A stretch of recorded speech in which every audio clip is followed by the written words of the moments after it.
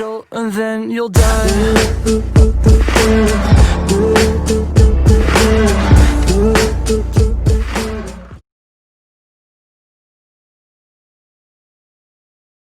Like, share and subscribe to my YouTube channel. In the comments section type #BookGiveAway. Winners will be announced on every Sunday. Think and Grow Rich. Chapter 3. Faith. Visualization of, and belief in attainment of desire. The second step toward riches. Faith is the head chemist of the mind. When faith is blended with the vibration of thought, the subconscious mind instantly picks up the vibration, translates it into its spiritual equivalent, and transmits it to infinite intelligence, as in the case of prayer. The emotions of faith, love, and sex are the most powerful of all the major positive emotions. When the three are blended, they have the effect of coloring the vibration of thought in such a way that it instantly reaches the subconscious mind, where it is changed into its spiritual equivalent, the only form that induces a response from infinite intelligence. Love and faith are psychic, related to the spiritual side of man. Sex is purely biological, and related only to the physical. The mixing, or blending, of these three emotions has the effect of opening a direct line of communication between the finite, thinking mind of man, and infinite intelligence. How to develop faith? There comes, now, a statement which will give a better understanding of the importance the principle of autosuggestion assumes in the transmutation of desire into its physical, or monetary equivalent, namely, faith is a state of mind which may be induced, or created, by affirmation or repeated instructions to the subconscious mind, through the principle of autosuggestion. As an illustration, consider the purpose for which you are, presumably, reading this book. The object is, naturally, to acquire the ability to transmute the intangible thought impulse of desire into its physical counterpart, money. By following the instructions laid down in the chapters on autosuggestion, and the subconscious mind, as summarized in the chapter on autosuggestion, you may convince the subconscious mind that you believe you will receive that for which you ask, and it will act upon that belief, which your subconscious mind passes back to you in the form of faith, followed by definite plans for procuring that which you desire. The method by which one develops faith, where it does not already exist, is extremely difficult to describe, almost as difficult, in fact, as it would be to describe the color of red to a blind man who has never seen color, and has nothing with which to compare what you describe to him. Faith is a state of mind which you may develop at will, after you have mastered the 13 principles, because it is a state of mind which develops voluntarily, through application and use of these principles. Repetition of affirmation of orders to your subconscious mind is the only known method of voluntary development of the emotion of faith. Perhaps the meaning may be made clearer through the following explanation as to the way men sometimes become criminals. Stated in the words of a famous criminologist, when men first come into contact with crime, they abhor it. If they remain in contact with crime for a time, they become accustomed to it, and endure it. If they remain in contact with it long enough, they finally embrace it, and become influenced by it. This is the equivalent of saying that any impulse of thought which is repeatedly passed on to the subconscious mind is, finally, accepted and acted upon by the subconscious mind, which proceeds to translate that impulse into its physical equivalent, by the most practical procedure available. In connection with this, consider again the statement, all thoughts which have been emotionalized, given feeling, and mixed with faith, begin immediately to translate themselves into their physical equivalent or counterpart. The emotions, or the feeling portion of thoughts, are the factors which give thoughts vitality, life, and action. The emotions of faith, love, and sex, when mixed with any thought impulse, give it greater action than any of these emotions can do singly. Not only thought impulses which have been mixed with faith, but those which have been mixed with any of the positive emotions, or any of the negative emotions, may reach and influence the subconscious mind. From this statement, you will understand that the subconscious mind will translate into its physical equivalent a thought impulse of a negative or destructive nature, just as readily as it will act upon thought impulses of a positive or constructive nature. This accounts for the strange phenomenon which so many millions of people experience, referred to as misfortune, or bad luck.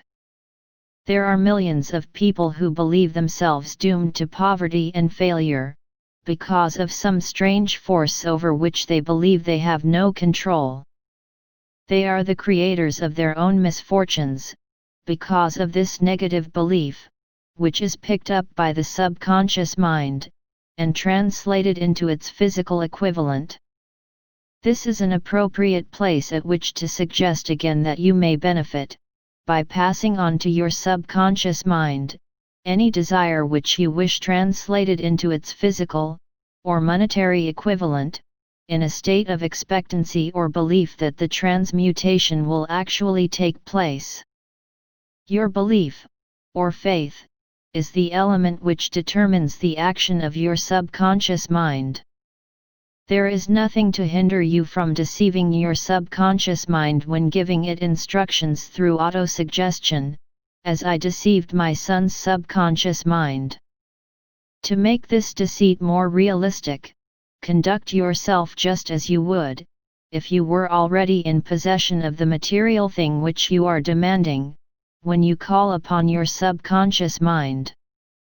The subconscious mind will transmute into its physical equivalent, by the most direct and physical media available, any order which is given to it in a state of belief, or faith that the order will be carried out.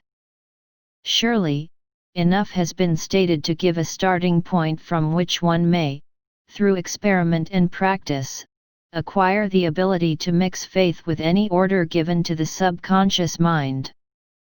Perfection will come through practice. It cannot come by merely reading instructions.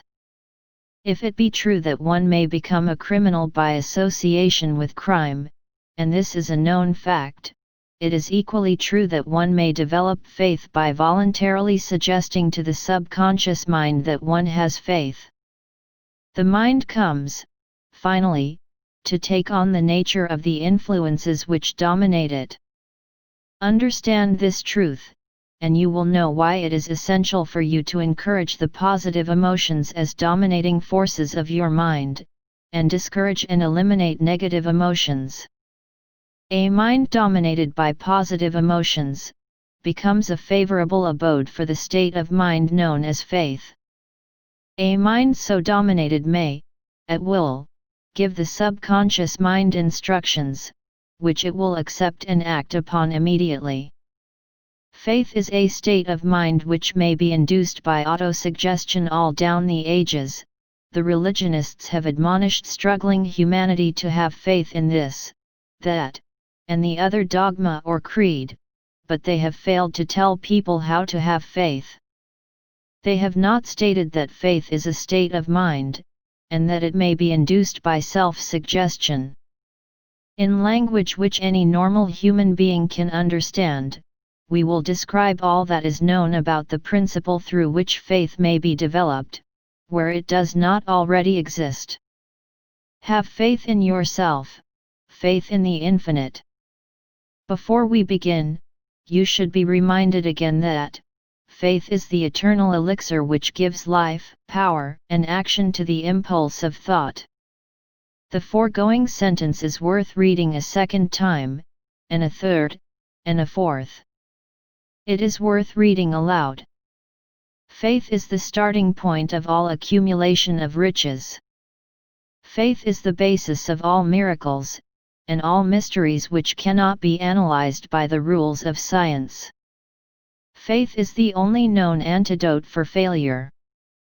Faith is the element, the chemical which, when mixed with prayer, gives one direct communication with infinite intelligence. Faith is the element which transforms the ordinary vibration of thought, created by the finite mind of man, into the spiritual equivalent. Faith is the only agency through which the cosmic force of infinite intelligence can be harnessed and used by man. Every one of the foregoing statements is capable of proof. The proof is simple and easily demonstrated. It is wrapped up in the principle of autosuggestion. Let us center our attention, therefore, upon the subject of self-suggestion, and find out what it is, and what it is capable of achieving. It is a well-known fact that one comes, finally, to believe whatever one repeats to oneself, whether the statement be true or false. If a man repeats a lie over and over, he will eventually accept the lie as truth. Moreover, he will believe it to be the truth. Every man is what he is, because of the dominating thoughts which he permits to occupy his mind. Thoughts which a man deliberately places in his own mind, and encourages with sympathy, and with which he mixes any one or more of the emotions, constitute the motivating forces, which direct and control his every movement, act, and deed. Comes, now, a very significant statement of truth.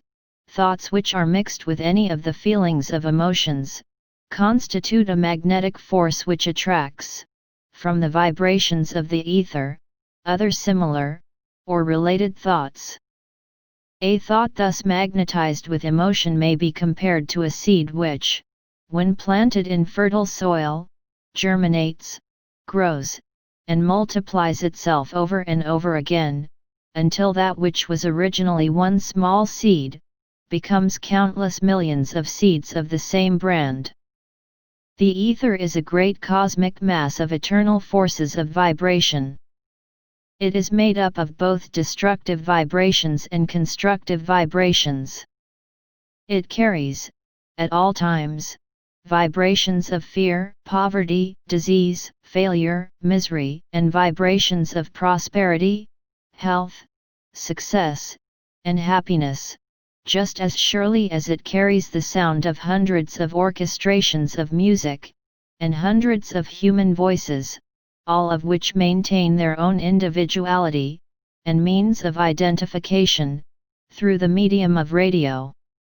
From the great storehouse of the ether, the human mind is constantly attracting vibrations which harmonize with that which dominates the human mind. Any thought, idea, plan, or purpose which one holds in one's mind attracts, from the vibrations of the ether, a host of its relatives, adds these relatives to its own force, and grows until it becomes the dominating, motivating master of the individual in whose mind it has been housed. Now, let us go back to the starting point, and become informed as to how the original seed of an idea, plan, or purpose may be planted in the mind. The information is easily conveyed. Any idea, plan, or purpose may be placed in the mind through repetition of thought.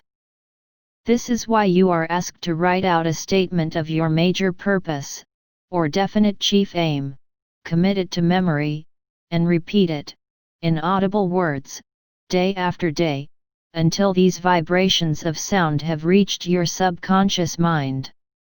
We are what we are, because of the vibrations of thought which we pick up and register, through the stimuli of our daily environment. Resolve to throw off the influences of any unfortunate environment, and to build your own life to order. Taking inventory of mental assets and liabilities, you will discover that your greatest weakness is lack of self-confidence. This handicap can be surmounted, and timidity translated into courage, through the aid of the principle of autosuggestion.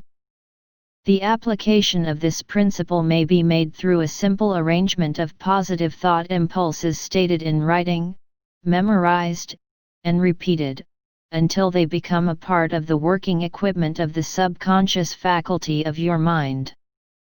Self-confidence formula first. I know that I have the ability to achieve the object of my definite purpose in life, therefore, I demand of myself persistent, continuous action toward its attainment, and I here and now promise to render such action. Second, I realize the dominating thoughts of my mind will eventually reproduce themselves in outward, physical action, and gradually transform themselves into physical reality. Therefore, I will concentrate my thoughts for 30 minutes daily, upon the task of thinking of the person I intend to become, thereby creating in my mind a clear mental picture of that person. Third, I know through the principle of autosuggestion, any desire that I persistently hold in my mind will eventually seek expression through some practical means of attaining the object back of it. Therefore, I will devote 10 minutes daily to demanding of myself the development of self-confidence.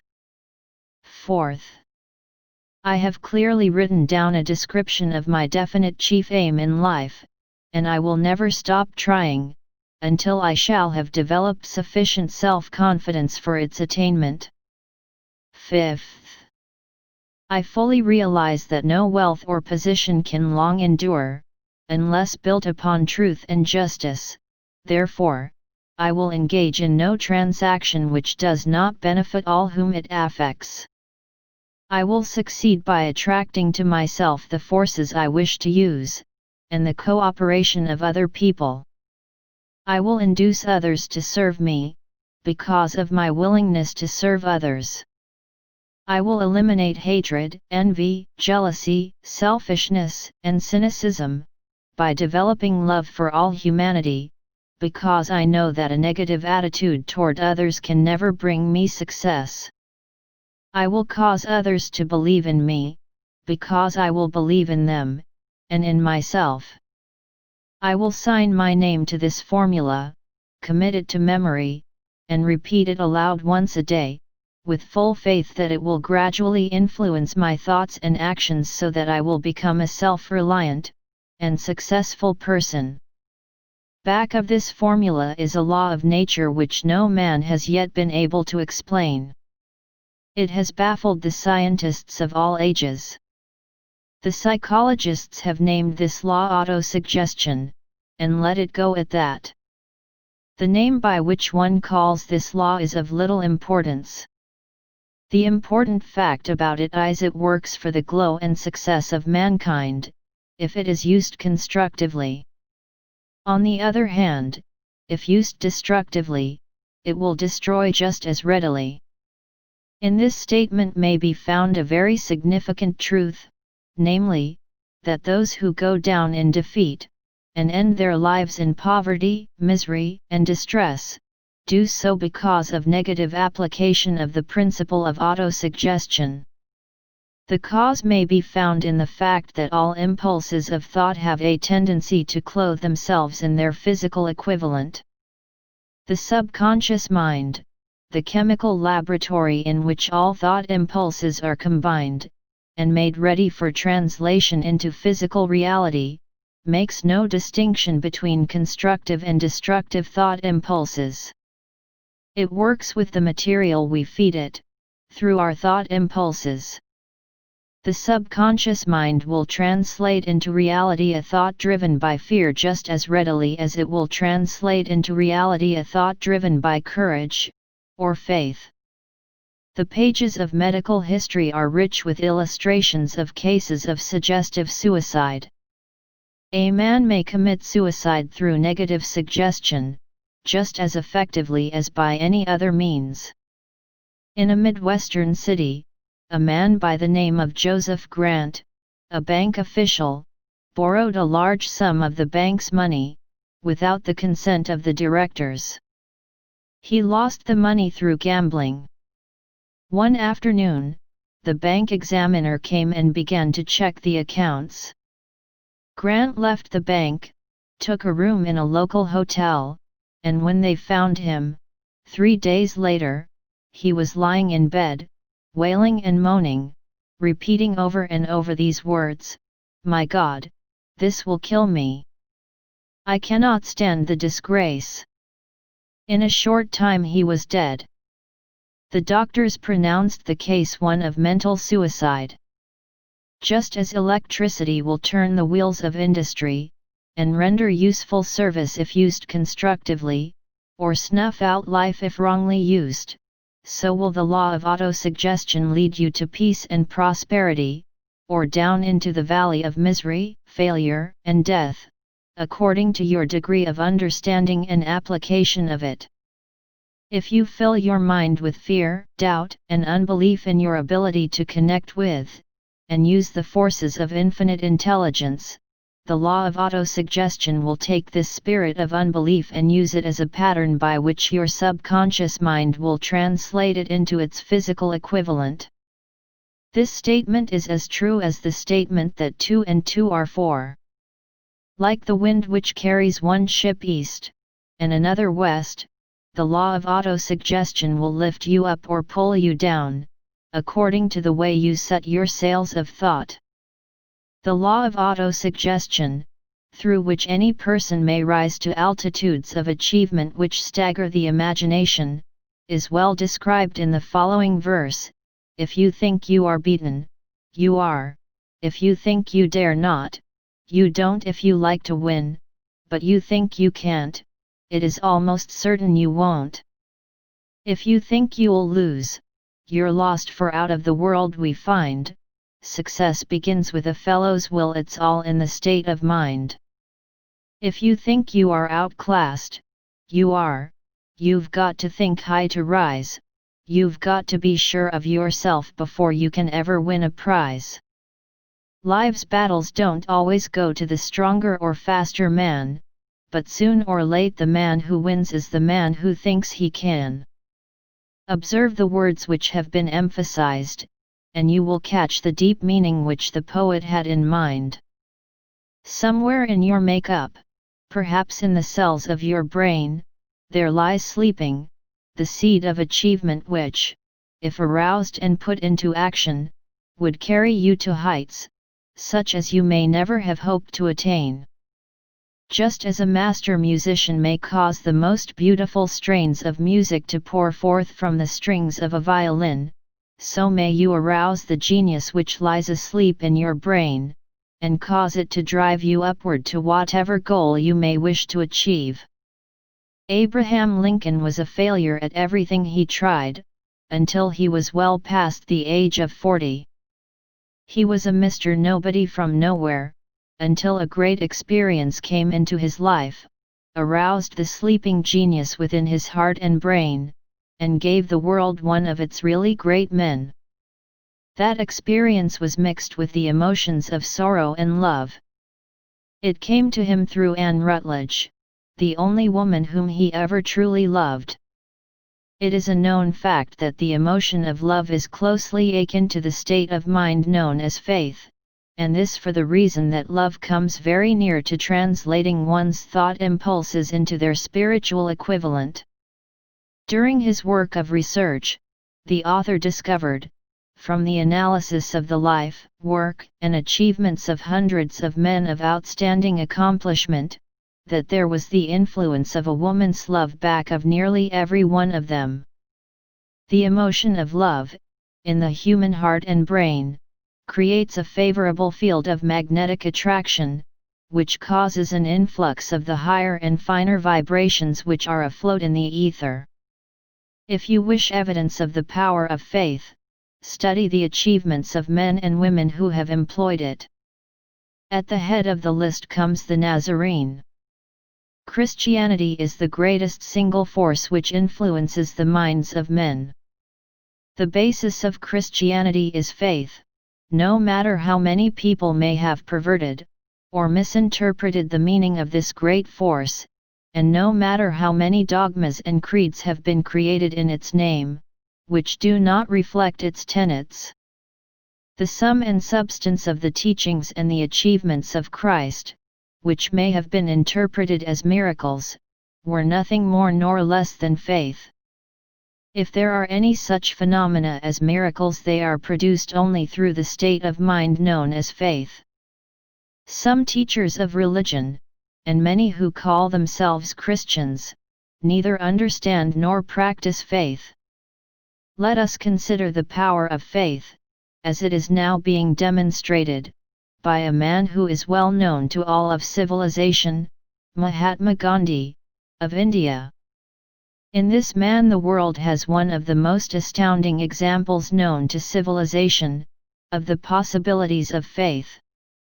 Gandhi wields more potential power than any man living at this time, and this, despite the fact that he has none of the orthodox tools of power, such as money, battleships, soldiers, and materials of warfare.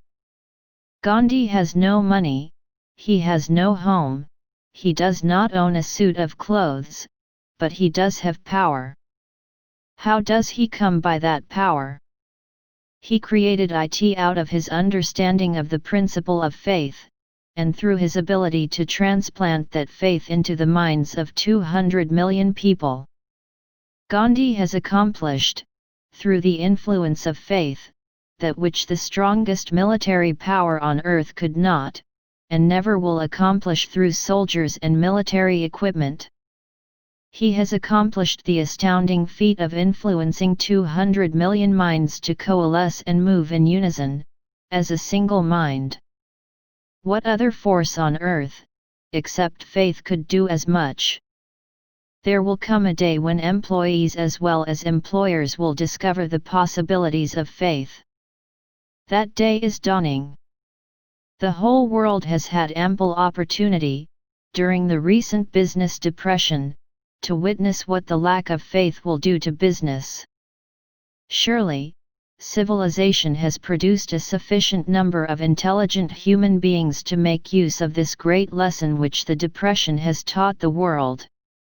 During this depression, the world had evidence in abundance that widespread fear will paralyze the wheels of industry and business. Out of this experience will arise leaders in business and industry who will profit by the example which Gandhi has set for the world, and they will apply to business the same tactics which he has used in building the greatest following known in the history of the world. These leaders will come from the rank and file of the unknown men, who now labor in the steel plants, the coal mines, the automobile factories, and in the small towns and cities of America. Business is due for a reform, make no mistake about this.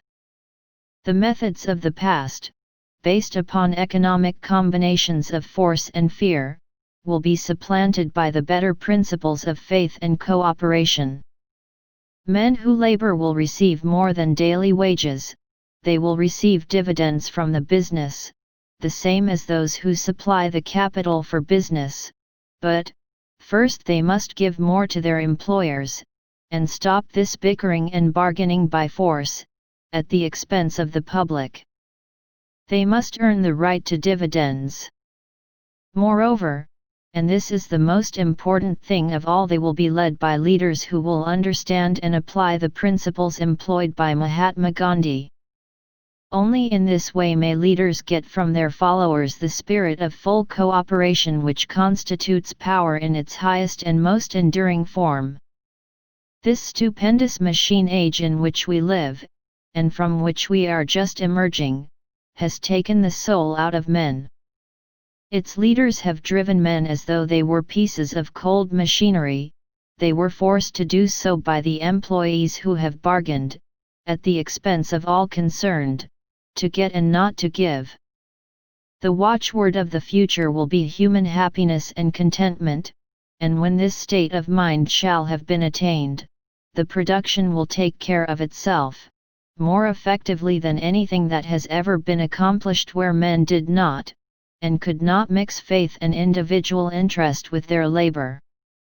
Because of the need for faith and cooperation in operating business and industry, it will be both interesting and profitable to analyze an event which provides an excellent understanding of the method by which industrialists and businessmen accumulate great fortunes, by giving before they try to get.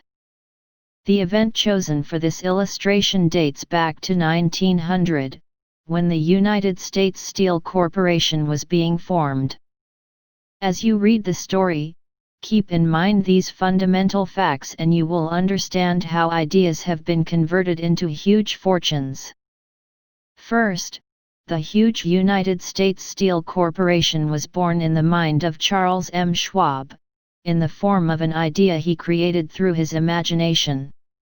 Second, he mixed faith with his idea.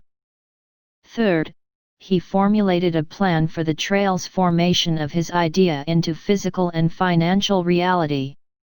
Fourth, he put his plan into action with his famous speech at the University Club. Fifth, he applied, and followed through on his plan with persistence, and backed it with firm decision until it had been fully carried out. Sixth, he prepared the way for success by a burning desire for success. If you are one of those who have often wondered how great fortunes are accumulated, this story of the creation of the United States Steel Corporation will be enlightening. If you have any doubt that men can think and grow rich, this story should dispel that doubt, because you can plainly see in the story of the United States Steel, the application of a major portion of the 13 principles described in this book. This astounding description of the power of an idea was dramatically told by John Lowell, in the New York World Telegram, with whose courtesy it is here reprinted, a pretty after-dinner speech for $1 billion when, on the evening of December 12, 1900, some 80 of the nation's financial nobility gathered in the banquet hall of the University Club on Fifth Avenue to do honor to a young man from out of the West. Not half a dozen of the guests realized they were to witness the most significant episode in American industrial history. J. Edward Simmons and Charles Stuart Smith, their hearts full of gratitude for the lavish hospitality bestowed on them by Charles M. Schwab during a recent visit to Pittsburgh, had arranged the dinner to introduce the 38-year-old steel man to Eastern banking society. But they didn't expect him to stampede the convention. They warned him, in fact, that the bosoms within New York's stuffed shirts would not be responsive to oratory, and that, if he didn't want to bore the Stillmans and Harrimans and Vanderbilts, he had better limit himself to 15 or 20 minutes of polite vaporings and let it go at that. Even John Pierpont Morgan, sitting on the right hand of Schwab as became his imperial dignity, intended to grace the banquet table with his presence only briefly. And so far as the press and public were concerned, the whole affair was of so little moment that no mention of it found its way into print the next day. So the two hosts and their distinguished guests ate their way through the usual 7 or 8 courses. There was little conversation, and what there was of it was restrained.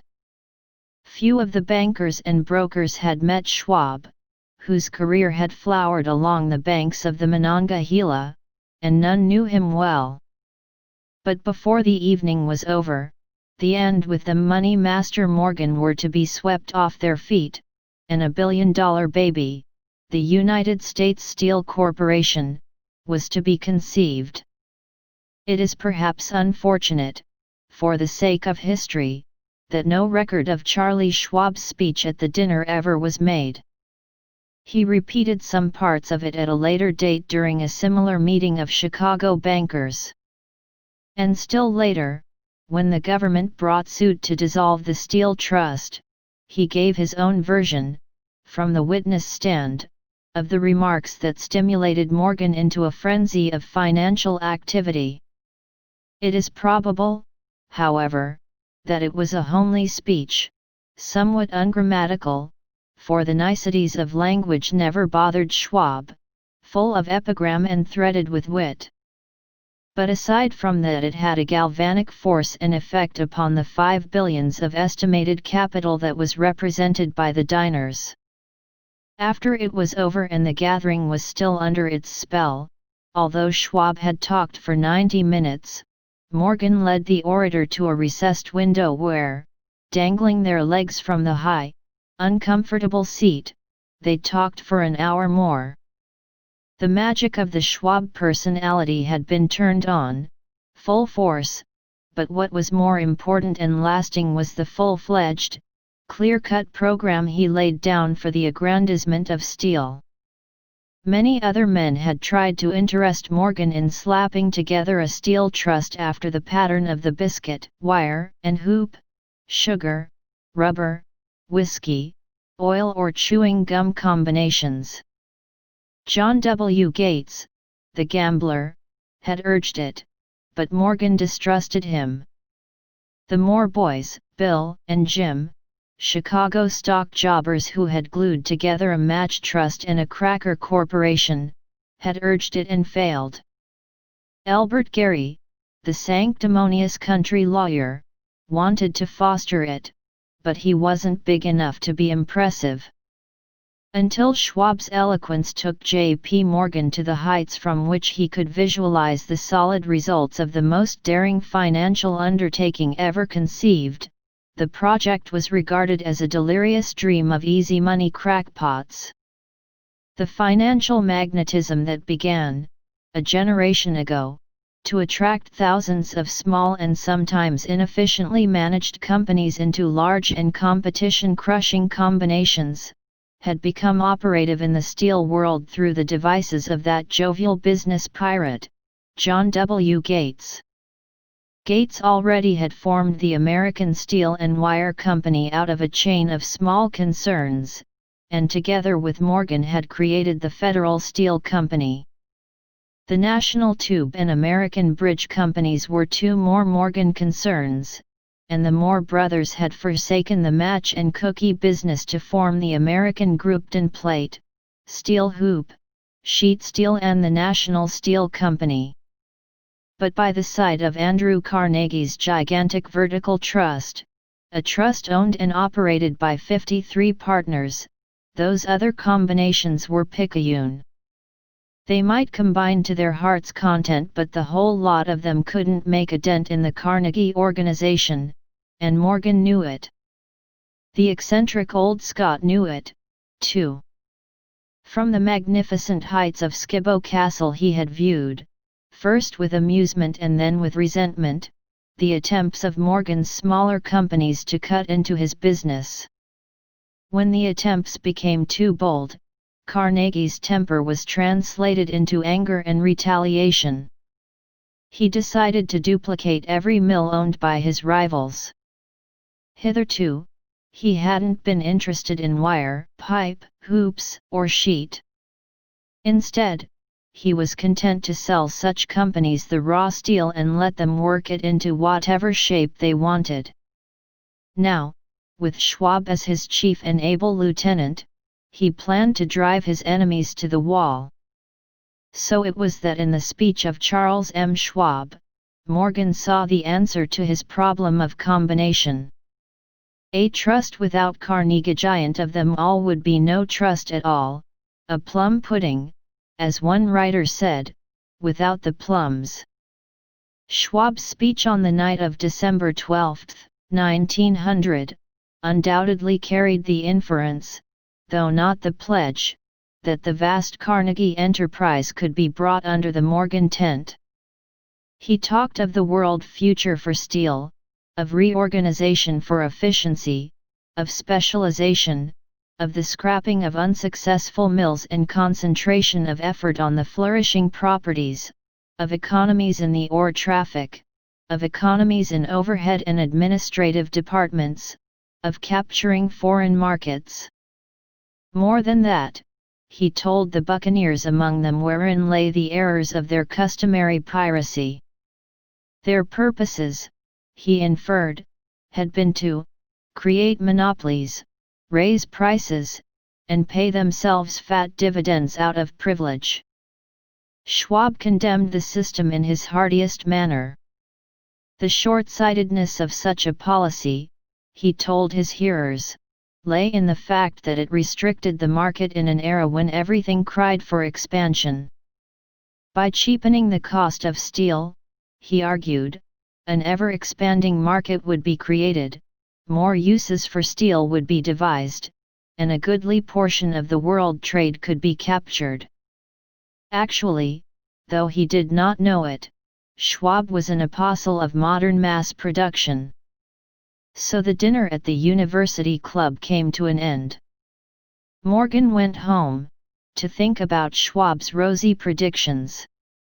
Schwab went back to Pittsburgh to run the steel business for Andrew Carnegie, while Gary and the rest went back to their stock tickers, to fiddle around in anticipation of the next move.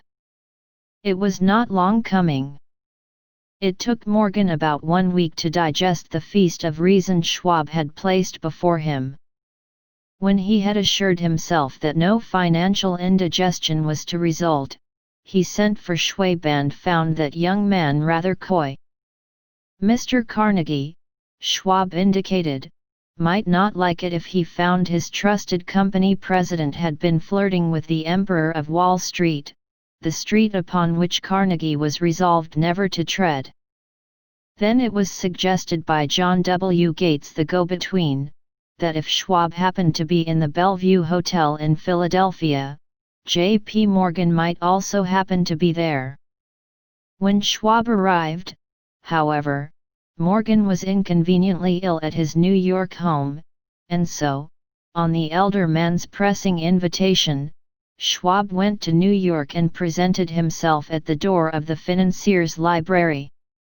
Now certain economic historians have professed the belief that from the beginning to the end of the drama, the stage was set by Andrew Carnegie, that the dinner to Schwab, the famous speech, the Sunday night conference between Schwab and the Money King, were events arranged by the canny Scot. The truth is exactly the opposite. When Schwab was called in to consummate the deal, he didn't even know whether the little boss, as Andrew was called, would so much as listen to an offer to sell, particularly to a group of men whom Andrew regarded as being endowed with something less than holiness. But Schwab did take into the conference with him, in his own handwriting, 6 sheets of copperplate figures, representing to his mind the physical worth and the potential earning capacity of every steel company he regarded as an essential star in the new metal firmament. 4 men pondered over these figures all night. The chief, of course, was Morgan, steadfast in his belief in the divine right of money. With him was his aristocratic partner, Robert Bacon, a scholar and a gentleman. The third was John W. Gates, whom Morgan scorned as a gambler and used as a tool. The fourth was Schwab, who knew more about the processes of making and selling steel than any whole group of men then living. Throughout that conference, the Pittsburghers' figures were never questioned. If he said a company was worth so much, then it was worth that much and no more. He was insistent, too, upon including in the combination only those concerns he nominated. He had conceived a corporation in which there would be no duplication, not even to satisfy the greed of friends who wanted to unload their companies upon the broad Morgan shoulders. Thus he left out, by design, a number of the larger concerns upon which the walruses and carpenters of Wall Street had cast hungry eyes. When dawn came, Morgan rose and straightened his back. Only one question remained. "Do you think you can persuade Andrew Carnegie to sell?" he asked. "I can try," said Schwab. "If you can get him to sell, I will undertake the matter," said Morgan. So far so good. But would Carnegie sell? How much would he demand? Schwab thought about $320 million. What would he take payment in? Common or preferred stocks? Bonds? Cash? Nobody could raise $1/3 billion in cash. There was a golf game in January on the frost-cracking heath of the St. Andrew's Links in Westchester, with Andrew bundled up in sweaters against the cold, and Charlie talking volubly, as usual, to keep his spirits up. But no word of business was mentioned until the pair sat down in the cozy warmth of the Carnegie cottage hard by. Then, with the same persuasiveness that had hypnotized 80 millionaires at the University Club, Schwab poured out the glittering promises of retirement in comfort, of untold millions to satisfy the old man's social caprices. Carnegie capitulated, wrote a figure on a slip of paper, handed it to Schwab and said, "All right, that's what we'll sell for." The figure was approximately $400 million, and was reached by taking the $320 million mentioned by Schwab as a basic figure, and adding to it $80 million to represent the increased capital value over the previous 2 years. Later, on the deck of a transatlantic liner, the Scotsman said ruefully to Morgan, "I wish I had asked you for $100 million more." "If you had asked for it, you'd have gotten it," Morgan told him cheerfully. There was an uproar, of course. A British correspondent cabled that the foreign steel world was appalled by the gigantic combination. President Hadley, of Yale, declared that unless trusts were regulated, the country might expect an emperor in Washington within the next 25 years. But that able stock manipulator, Keene, went at his work of shoving the new stock at the public so vigorously that all the excess water, estimated by some at nearly $600,000,000, was absorbed in a twinkling.